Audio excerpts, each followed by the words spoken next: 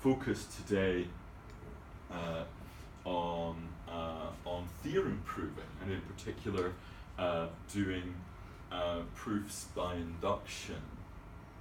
So we saw this last time. We've got this data type that characterizes evidence for equality.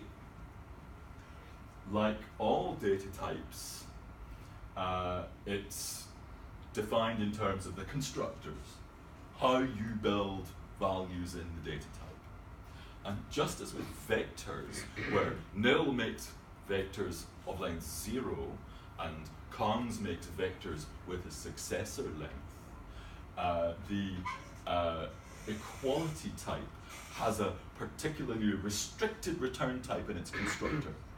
It's only willing to deliver equality evidence for two things that the type checker can see are the same. And then we had a quick look at what does the type checker seeing things are the same mean? Well, basically, it just does as much evaluation as possible according to the rules of your program that you've written down. And if that ends up delivering the very same answer, then the type checker is happy to say, yes, those are the same thing. So in particular, this proof that 2 plus 2 equals 4, saying that's because 4 is equal to itself, relies on the type checker being able to run your definition of plus for itself and see that 2 plus 2 really does compute to 4. Okay. Now, we also looked at this next problem here, where we want to show that if we have 2 equal functions and 2 equal arguments, we get 2 equal applications. And we did it by pattern matching on the incoming evidence. Remember, when you pattern match, you're saying which constructor did it. And you know that if you get a value coming in, it must have been made by one of the constructors. So we know that these pieces of evidence must have been built by the only constructor that's available, namely the reflexivity constructor. So correspondingly, there must only have been one f. F and f prime must have been this f all along. X and x prime must have been this x all along, and since there was only one f and only one x, we can give back the only f of x. And what we saw there, maybe I'll just replay that for you. Let's jump into the middle. What have I done? Oh, that should be xq or something. Right. So let's see if we've already pattern matched on the proof that the functions are equal, then we have only one function. At this stage, though, we haven't yet pattern matched on the 2 arguments. So it looks like we're still comparing an x and an x prime that we don't yet know are the same. So when we do pattern match, well, you can see actually, first of all, the goal is asking us to show that f of x is equal to f of x prime. And we can't currently do that. If we say that ought to be refl of something, it will say, refl won't work here because I cannot see that x is the same as x prime. It's not obvious to the machine yet why those things are equal. But what more can we do? We can say, show us the evidence that x equals x prime. Pattern match on it.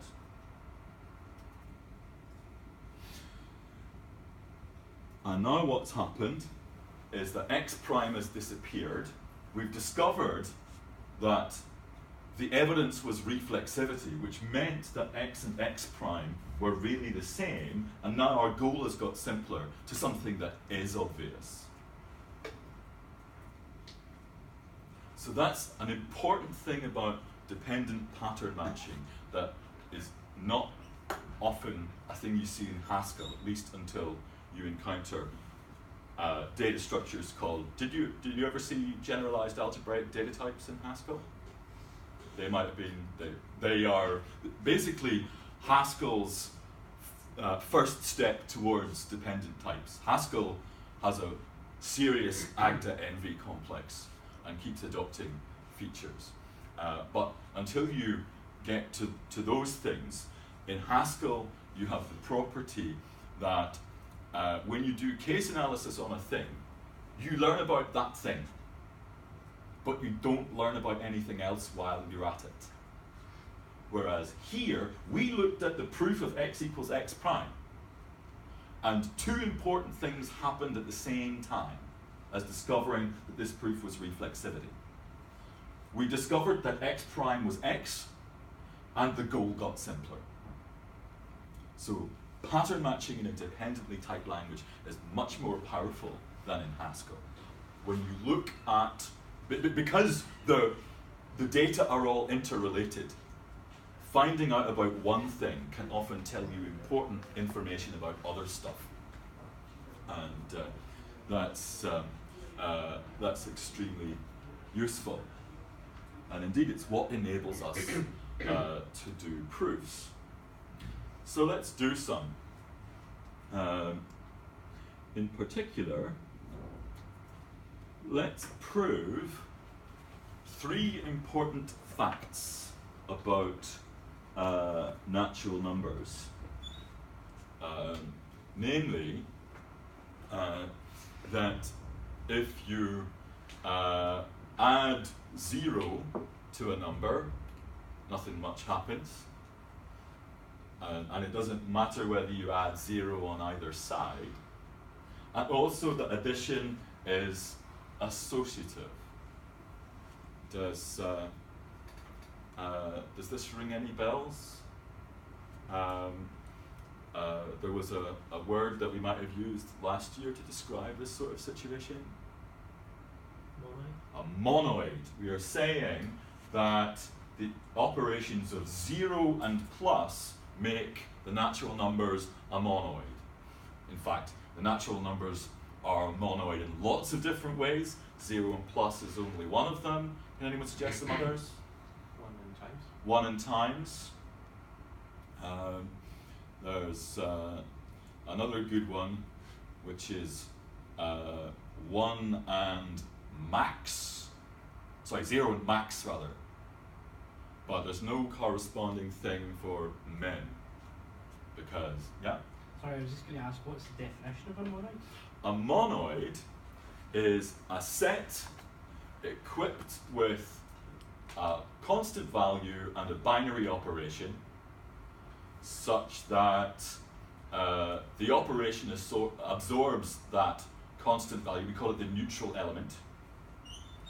So the operation absorbs the neutral element on both sides, and the operation is associative.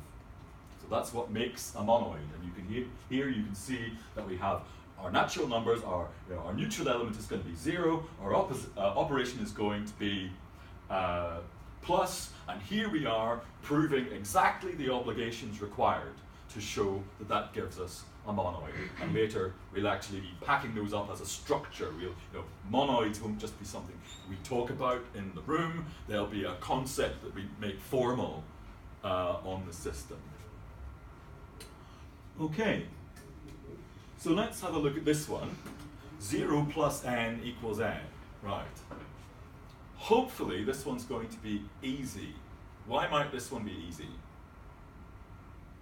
Because of how plus is defined? Yes. One screen up, you can see that's the very first line of plus anyway. So we're hoping that the machine can see for itself. And actually, if we focus in on the goal with Control-C, Control-Comma, it's actually already done some computation for us. It's saying, well, after a wee bit of computation, what you really have to show is n equals n. Well, lucky us. We can just go with refl n. Okay. But what about this way around, when the 0 is on the right-hand side? Is that going to be so easy? Have we already proven the... Oh, I can't remember the name of the property. The a plus b equals b plus a. Commutativity. No, we have not. Oh. I mean, one screen above is where plus is defined. Nothing has happened Oh. much. We've checked that 2 plus 2 is 4. But other than that, we've introduced a definition and we're now exploring it. So we have to pattern match on it. Yes, so what's happening here is that it can't compute this any further because plus works by pattern matching on its first argument. And here the first argument is a variable, so it gets stuck.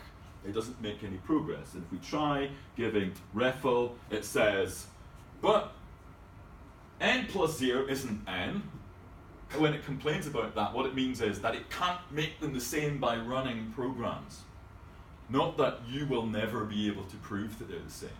It's saying they are not yet the same as far as I, a mere computer, can see by running programs. So it's not saying there's no hope, it's just saying you're not there yet. Okay? So that's the thing. This isn't yet obvious because plus is stuck. And the whole business of proving theorems in this setting is to figure out what's stuck. Yeah, the question you should always ask yourself when you're trying to prove something is, why is it stuck? Why are these two things not just computing to the same? It's because something is causing a computation to get stuck. If you can figure out what's making it stuck, you can figure out how to get it unstuck. And then computation will make progress. So here, quite right to say that this is stuck because this n is a variable. Plus is pattern matching on its first argument. First argument not ready to be pattern matched. So this thing makes an important reference back to the way the function's been defined. That's the thing you need to look at. You can see, oh, look, it's pattern matching on its first argument. So, if we want to make it compute a step, we need to give it some constructors in that first argument position, and indeed, we can do that exactly by pattern matching on n. That will split n into its constructor patterns, and once there are constructors in the first argument of plus, we'll get some computation happening. Okay, so now we have two simpler cases, and you can see these two goals have simplified. Just checking everyone could read, by the way. I'm sure you would shout if you couldn't. I'm just hoping that everyone out there in webland can read. So we can see we're trying to prove two more specific equations that cover all of the possibilities. And if we're awfully lucky, the first one is now dead boring, right? Can we just prove that 0 equals 0? Yes, we can. We just use refl. 0 is equal to itself. Let's see what happens in the other case. That's where the fun is. We've moved on. The definition of plus has taken one step. And we now have to show that the successor of n plus 0 is equal to the successor of n. And that we've got some chance of doing, because we are entitled to make a recursive call on a smaller input. So I can say, what is plus n dash 0 applied to n? Right? I type it in the hole just so that I can ask the type of this thing. Control C, control dot is a variation on control C, control comma. It gives you some information about the thing that you've typed in the hole, as well as about the goal and the context. So this have thing is telling me the type of this. Yeah? So it's saying the type of that recursive call is that n plus 0 equals n. And we have to prove that if you do successor to both sides of that, you'll get an equation. So this goes back to the foundation of algebra from algebra and his method of balancing. which is that if you have an equation which is true, and you do the same thing to both sides of it, it stays true. That's, you know, that's the basis of mathematics as we know it. So that's good news. And it tells us that we can make progress in a very particular way. I want to show you a couple of techniques. So one way is to say, well, what we have here, what we have to prove is, you can see these are two applications. Successor applied to this thing, and successor applied to that thing. We want to prove that the two applications are equal. And moreover, you can see that the two functions are the very same thing. So I can make use of the apparatus I have here and here.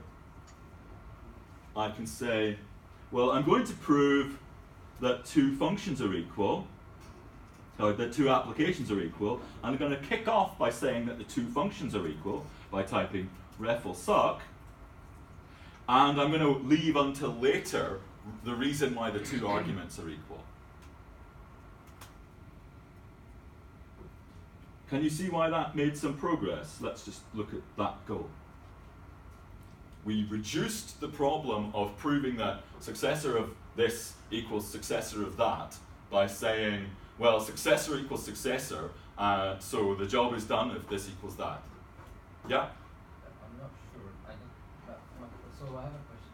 What Yep. if we did suck and then refer of what you had before? Would that be okay now? So the question is, what if we did suck and refl of what we did before? Yes, of n plus big N 0. Right. So let's just, that's a sensible question. So what we had before, right, you'll see, that's an interesting thing. So if you say just suck, right, this is, right. Okay, that's a very sensible question, and you are an honorary Swede because you have asked that question. The Swedes like to do proofs exactly this way, where you just say, oh, if we want to apply the same function to both sides of an equation, why should it be harder than just applying the function? That's good design. You're quite right. Doesn't work, I'm afraid, just because at the moment in this system, successor makes numbers. It doesn't make proofs of equations. So what we're doing with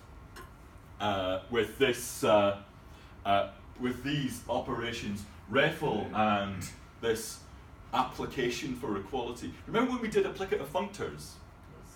Where we had this pure thing that turned a value into some kind of trivially effectful computation.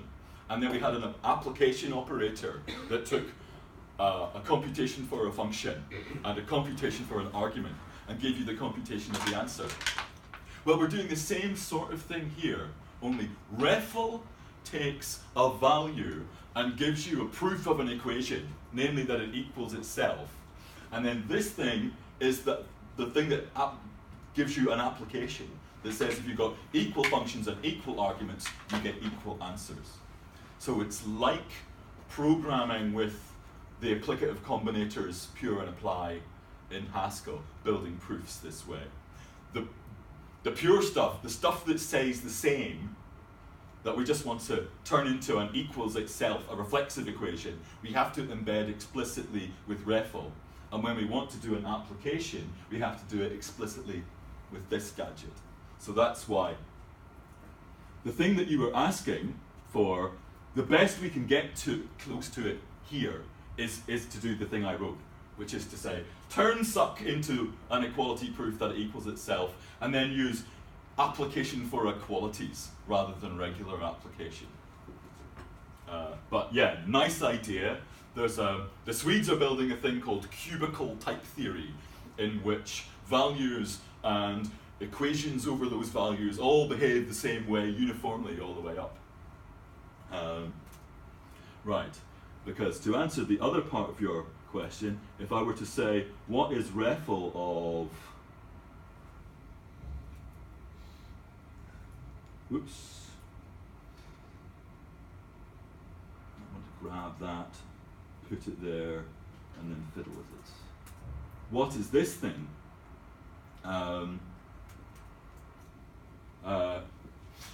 It's not a proof of an equation between numbers.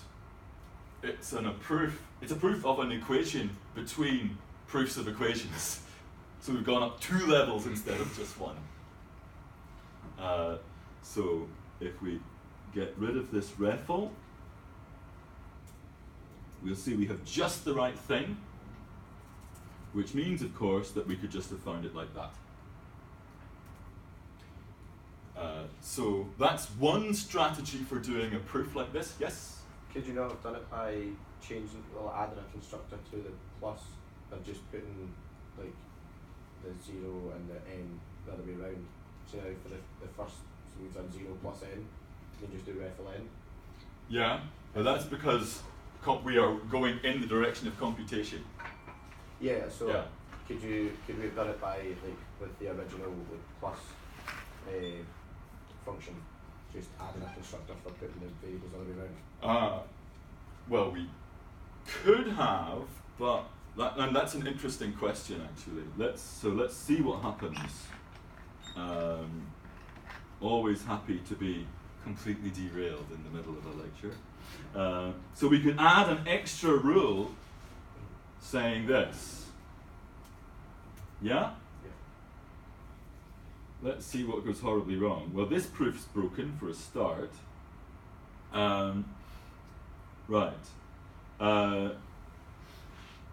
But we were hoping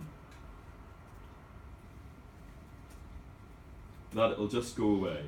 Thank you for this question, because it would have come up, I mean, one way or another.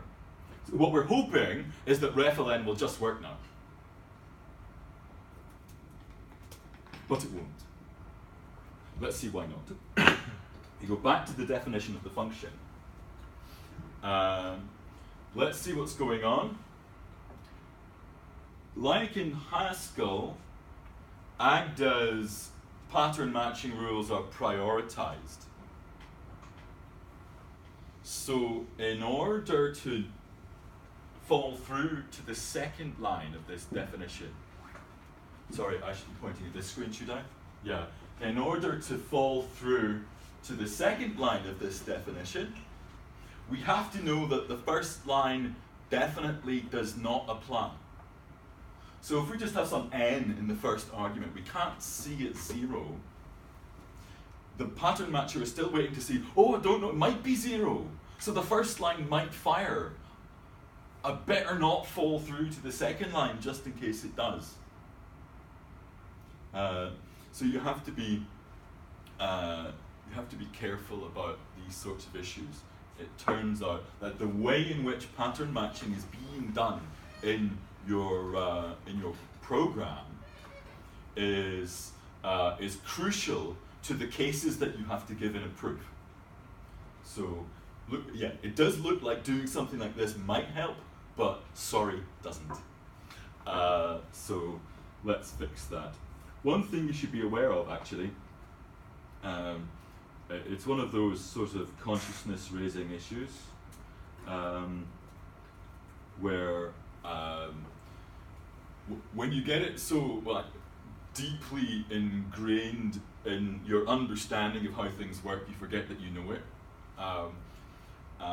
But other people who are just learning don't have the same perception. When I see a definition by pattern matching, my brain turns it into a tree of case distinctions.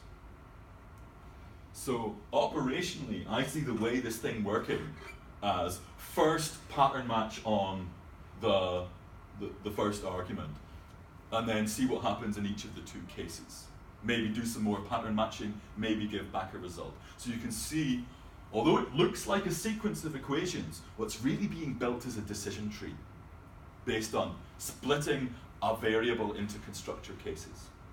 And actually, that's how pattern matching has been compiled since the mid-1980s. Fabulous paper by Leonard Argusson, who Yeah, he wrote the definitive paper on compiling pattern matching in the mid-1980s. Yeah, he works for Google and is a fun guy to be with. I shouldn't say anything more incriminating than that. It was fun hanging out with him at International Conference on Functional Programming in Oxford a couple of weeks ago. Hi, Leonard. Okay.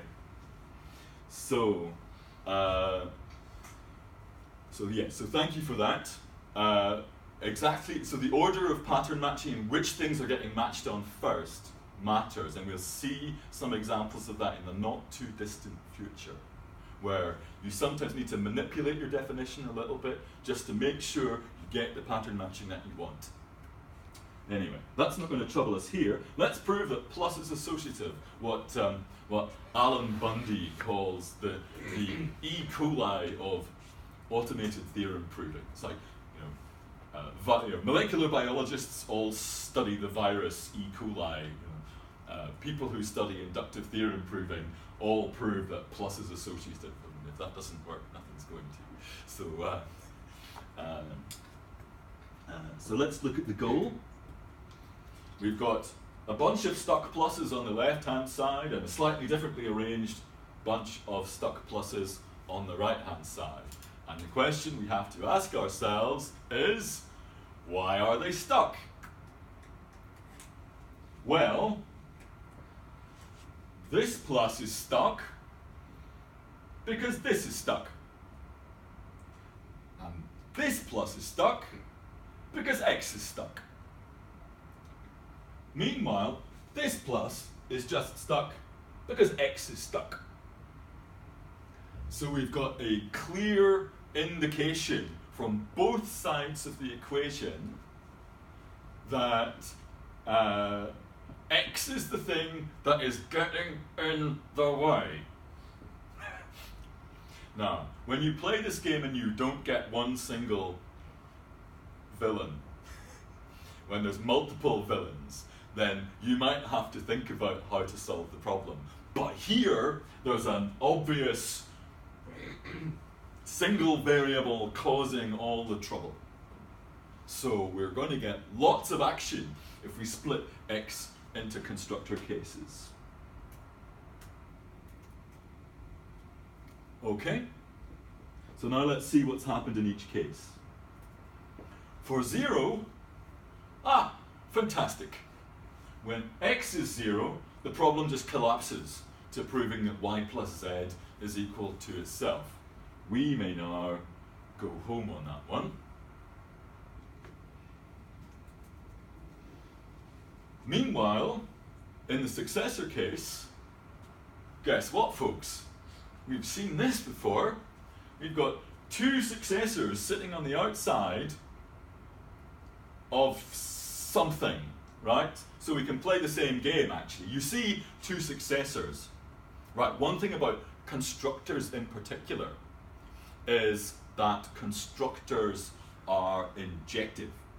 That's to say, if you get two successors that are equal, the things they're successors of are definitely also equal. And what that tells you is it cannot possibly be a bad move to start by saying, well, let's just pair up those successors. So just as we did before, that's a no-brainer move. Just effectively, if you think about working backwards from the problem, strip the successors off. Yep.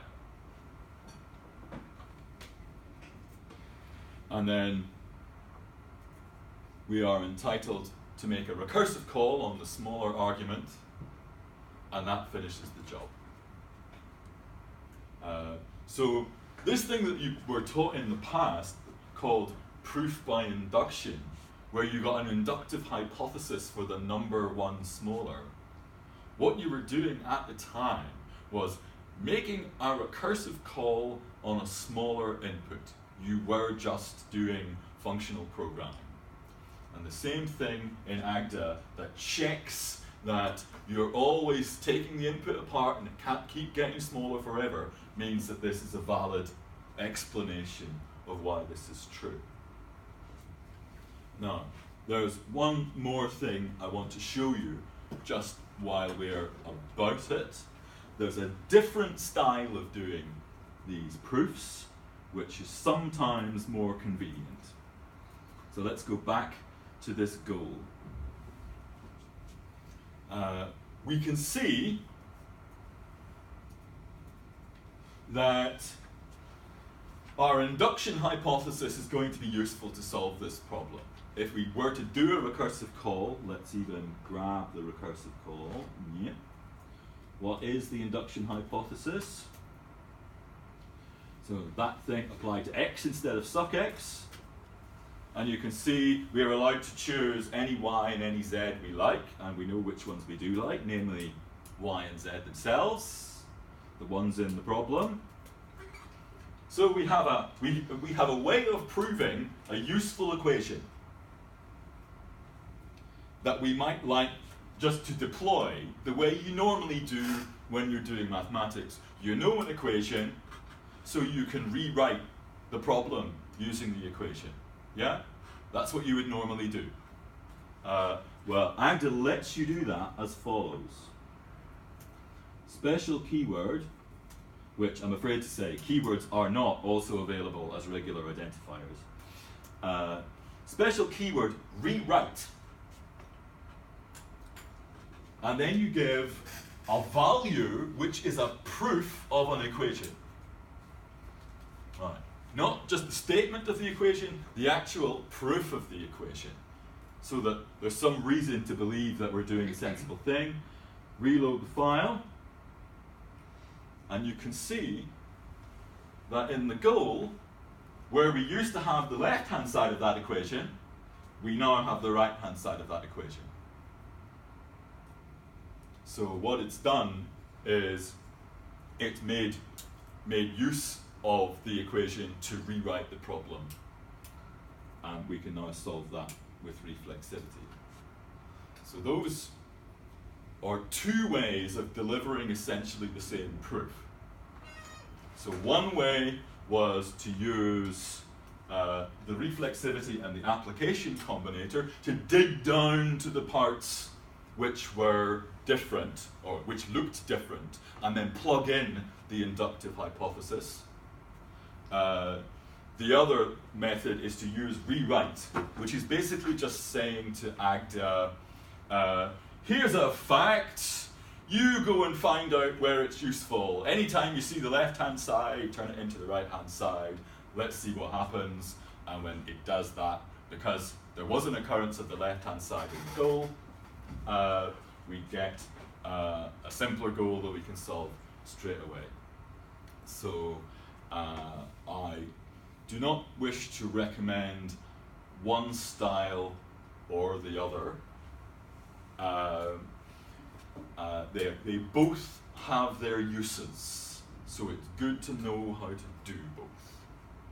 One thing you noticed, by the way, perhaps when we just did that last pair of proofs, is that in order to use rewrite, I had to write this thing myself.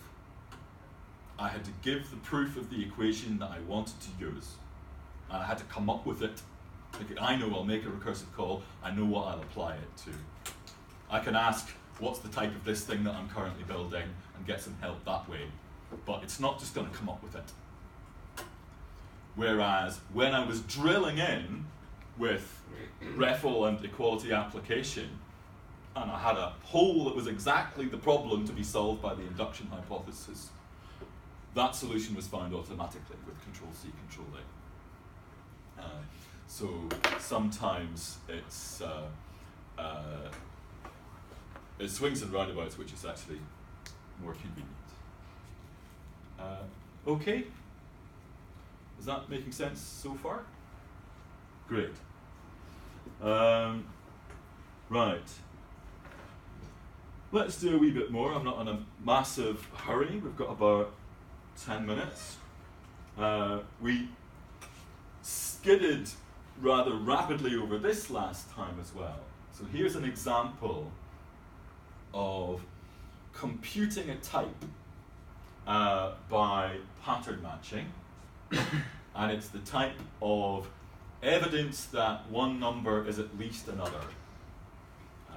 So we're just asking. We're not testing whether this is true. We're explaining what evidence would convince us.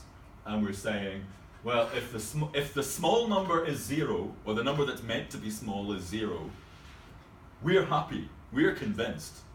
Don't try harder. If the number that's supposed to be big is 0, and the number that's supposed to be small is a successor, you have no hope of convincing me. And we're saying that to convince me that successor of x is greater than or equal to successor of y, it's enough to convince me that x is greater than or equal to y. And then we did a few little examples. So we tried 4 greater than or equal to 2, and we discovered that that was provable just by giving the constructor for the 1 type. And that's because you can see that by pattern matching, this will compute all the way down to the type 1. This type computes all the way down to 1. So that's important information. Type checker computes types, which allows you quite a lot of power. Whereas here, you can see that 2 greater than or equal to 4 computes all the way down to the type 0, so we haven't a hope. And that's just as well. We don't want there to be evidence that 2 is greater than or equal to 4, because that might get us into situations that were awkward. If we fall for that nonsense, we'll get into all sorts of trouble. We actually want to be able to make sure we can protect ourselves by demanding evidence to stop people putting us into trouble. Okay. Let's prove some important facts about greater than or equal. Namely, that every number is greater than or equal to itself. That's to say that greater than or equals is reflexive, just like equality. And that if x is at least y and y is at least z, then x is at least z. You see this a lot, actually. You'll see that we very often build, we very often prove things or build operations that show that stuff fits together like dominoes, right? So this is like saying you can always make the empty sequence of dominoes that doesn't go anywhere. You know what I mean by dominoes? Was that just too old-fashioned? Yes.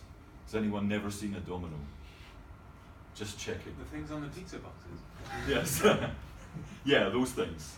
Yeah. So what we're saying here is, if you've got dominoes that get you from x to y and dominoes that get you from y to z, then you can put those domino sequences together and get dominoes that get you all the way from x to z.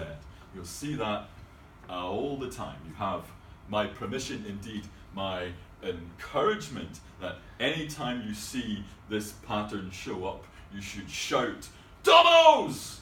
And we'll see how awake you are. Let's see how awake I am.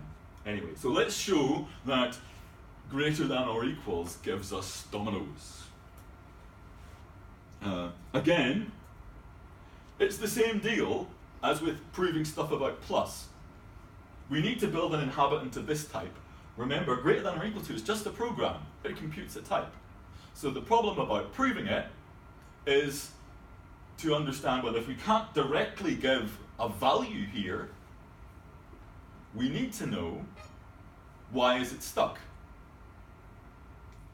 And it's stuck because, well, as it happens, greater than or equal to does pattern matching on its second argument, then its first. Here, both arguments, they're both n, and neither of them is a constructor, so we're stuck. Now let's see what happens when we get unstuck. How about the 0 case?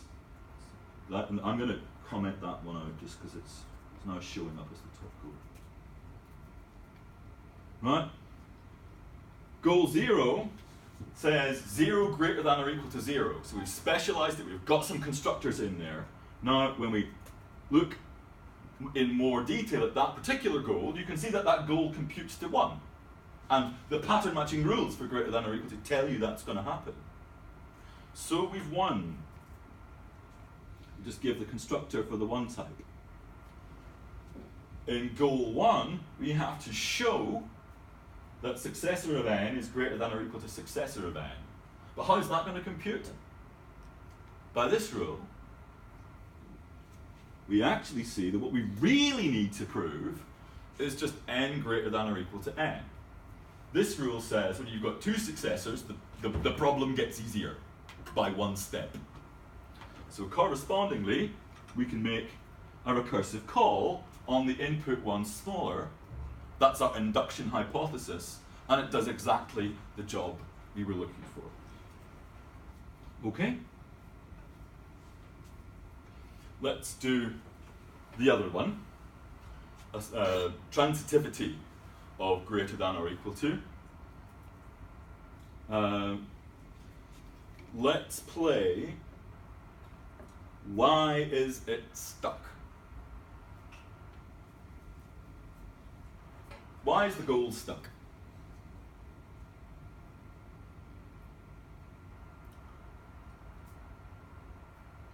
We've got 3 variables we could look at. Which one should we pick? Z is the right answer because you can see greater than or equal to pattern matches on its second argument. You see on the first line. So when it's compiling pattern matching, it'll look at the first line and it'll see variable here, constructor here, we must be pattern matching on this one first. And that's one way you can persuade it to pattern match in the order that you want, actually, is to put the lines that do the pattern matching you want to happen at the top. It's an important skill. Okay, so here, this goal is stuck because Z is stuck, and also we know we're going to get some action on one of the hypotheses if we pattern match on Z. So Z looks like a good thing to look at. We could also look at Y, which would make some progress on the other hypothesis, but wouldn't do anything to advance the goal. So let's look at Z. Okay. Right. We've discovered that we're trying, in this case, we're trying to prove that something is greater than or equal to 0. And that's very easy. So, hooray, we're done. Base case knocked off. How about the step case? Here you have a genuine choice about what to do next.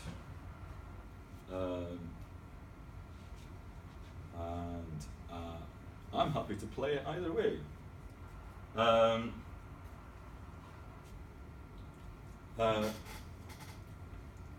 What shall we look at next? X. So we could look at X, and that would, yeah, let's look at X. It's not a bad move, it's not the best move, but it certainly won't kill us. We'll see why it's not the one we want. Right, so first of all, we've got a case where we now want to prove that 0 is greater than or equal to a successor. That is to say, we are in trouble. Our only chance of getting out of this problem is to find an input that is nonsense, right? We are already being asked to deliver nonsense output. We're not going to be able to do that, so we have to turn around to our inputs and find out who's lying to us, right? Who's the liar? Okay, so shall we figure out who's lying to us? How do we do that? It's got to be one of these two guys. X greater than or equal to 1. Well, we can't, we can't pattern match on this yet because it's not a data type. You can only pattern match on data types, which is why it's annoying that there's no color down here. Right? I don't know why this, this is glorious Technicolor. This is where Oz here, Kansas here. Why we don't get color, but it's important to note that you can only pattern match on data types, blue things, and this is still, these types are still green. So we'd have to pattern match on Y before we can do that. Yes, if we pattern match on Y, hopefully that will tell us something useful. I think we've got them either way. We find out whether Y is 0 or a successor. And in the 0 case, we just had Y 0 greater than or equal to 0 for one of our inputs, but we have 0 greater than or equal to a successor for the other one. So the liar is Y greater than or equal to Z.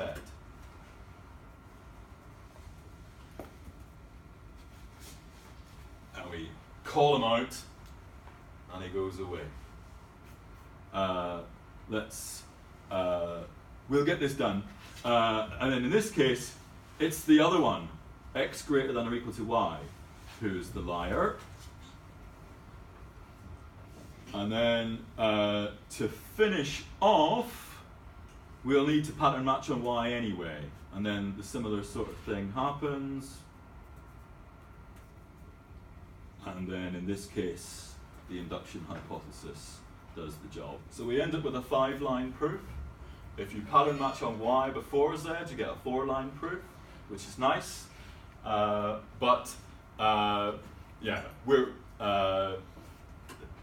It's worth exploring these things and seeing exactly what makes progress. Anyway, let's stop there. Can we have 1-minute papers on the desk at the back? We'll pick them up on the way out. I've got to run away and teach CS410.